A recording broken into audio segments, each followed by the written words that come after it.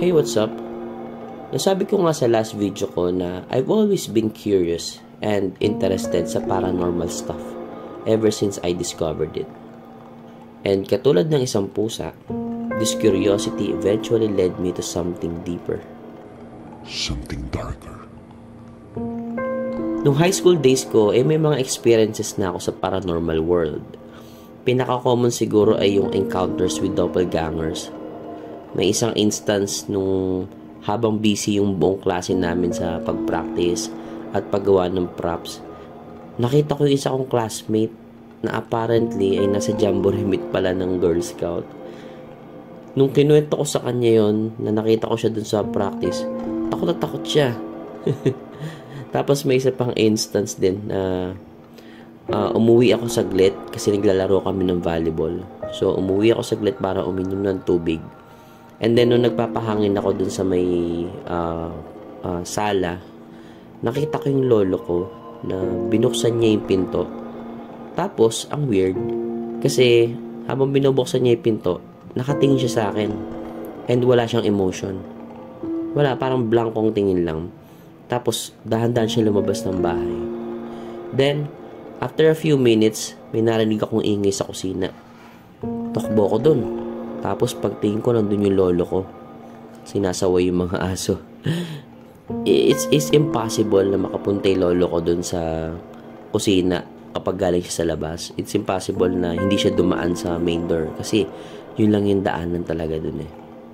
So, yun. Tapos, nung college, mas lumalim yung interest ko. And so, I decided to buy a book talking about spirit guides and how to open third eye. Maraming tips na sinabi dun sa book na yun. Though I would admit nakalimutan ko na lahat. But in my experience, I think it sure did work. There was this time na pumunta ako sa bahay ng classmate ko para tulungan yung group nila sa thesis nila. Tapos, madaling araw na nun eh. Nagko-code kami nun. Then bumili saglit sa labas yung iba niyang ka-group.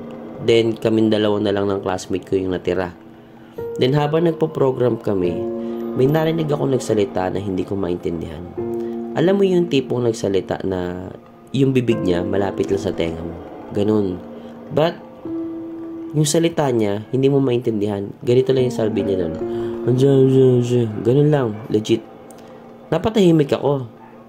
Then, tinanong ko yung classmate ko kung nagsalita ba siya.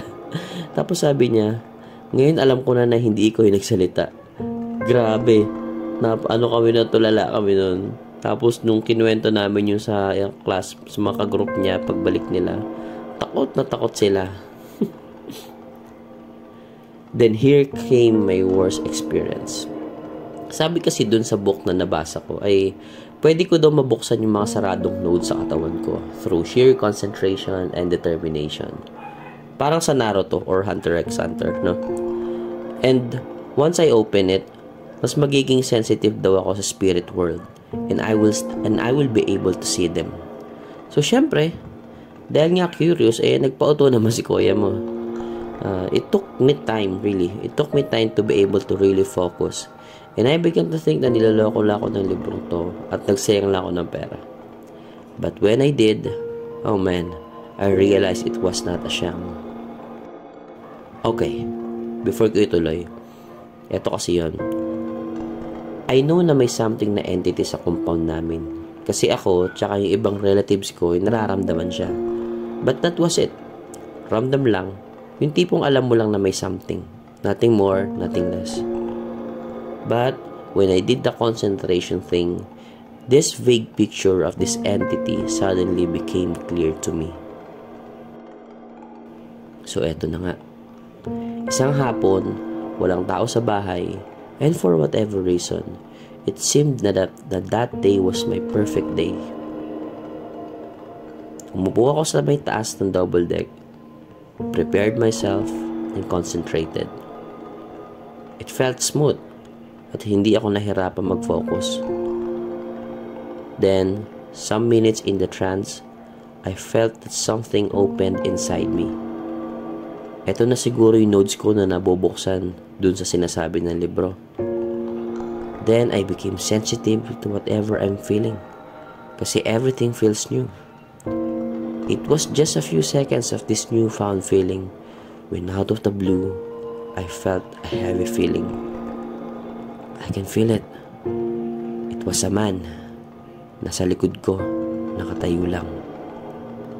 And its vibe is dark, heavy, ominous. That strong feeling brought me to my senses. Natakot ako kasi feeling ko it was there waiting for the right moment to take over my body. It was a scary and an eye-opening experience for me. Hindi ko alam kung yun ba yung entity na nararamdaman ko dati pa or not. But whatever it is, I didn't want to deal with it anymore. And so I stopped whatever I was doing because I realized it will not bring me any good, only harm.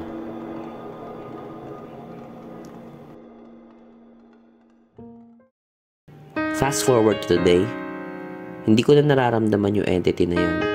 And I just realized na that paranormal era ko, yun din yung same year na na-experience ko yung first hand encounter with another paranormal entity. But this time, it was different.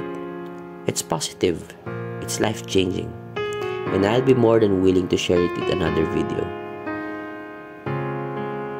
So, to you who might be into this, or wanting to experience this paranormal stuff, and speaking from my own experience, and it may not be worse than the others, I'm just saying to you that you would not want this in your life.